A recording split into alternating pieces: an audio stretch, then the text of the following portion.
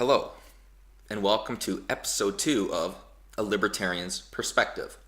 Today, we will be discussing what libertarians think of the welfare state and poverty in general.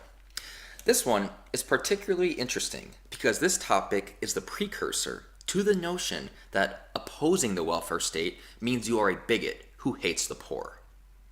But this is only a talking point, used as political rhetoric to tarnish libertarians and those on the right. Since this is a touchy yet very pertinent subject, we have to cover a lot of ground in this video. So let's begin.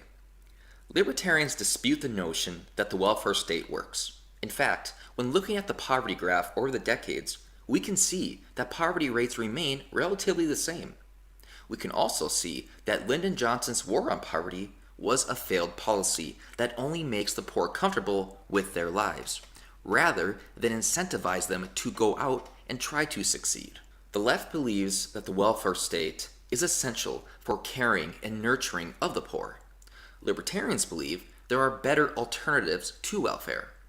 Libertarians want to enrich the poor through high-growth economies and not feed the poor, which prevents them from pushing themselves toward a better future.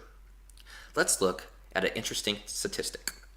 As we can see from this graph, families in fatherless homes have a tendency to be in poverty almost 5 times greater than complete families.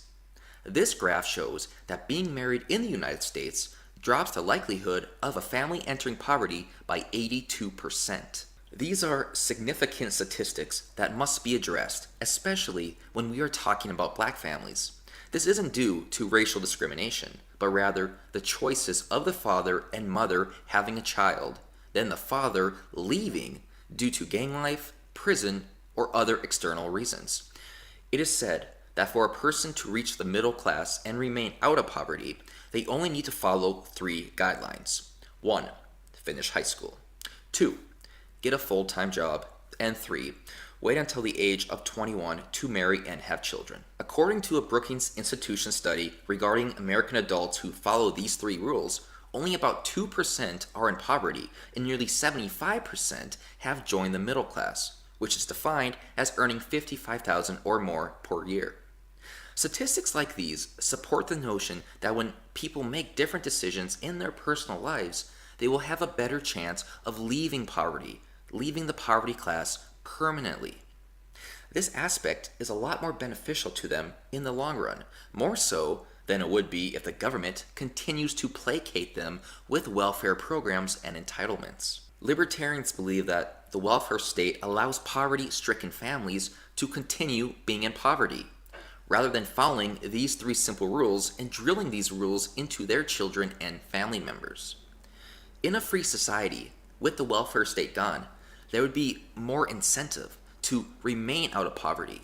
We would see children studying harder in school, and women and men would be more careful about having children at such a young age. It's also important to note that the welfare system is inconsistent, as it appears money from the welfare state isn't transferred to the truly needy and desperate, but rather disseminated to voting blocs for political means.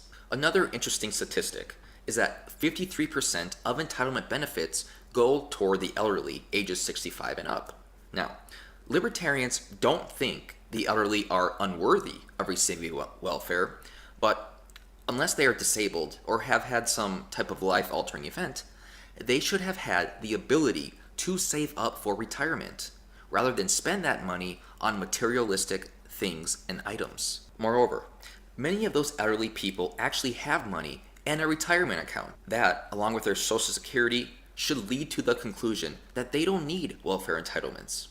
This is a prime example of government waste and a big reason why libertarians oppose the welfare state. The field of behavior economics regarding the empirical study of economics decision-making shows us that most people underestimate the costs and overestimate the benefits of their bad decisions. This is especially true regarding the poor and uneducated.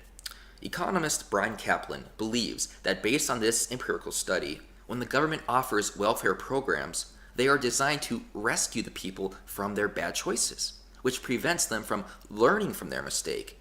It makes it more likely they will repeat those same bad decisions in the future. Another important distinction that libertarians believe in is the concept of fairness. Not the fairness you hear from those who support the redistribution of wealth, but true, actual fairness. As an example, say I was very responsible in my life. I was able to save money and build myself a comfortable retirement. Let's say I did it in a normal, average, legal profession that wasn't built on greed, lies, or corruption. Is it right that my earnings and my hard work should be ignored and my wealth should be given to somebody who grew up and made irresponsible decisions?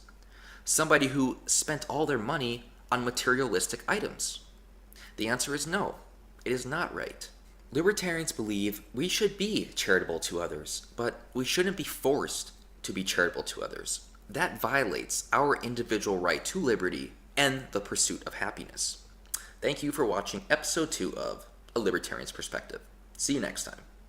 And I'm done.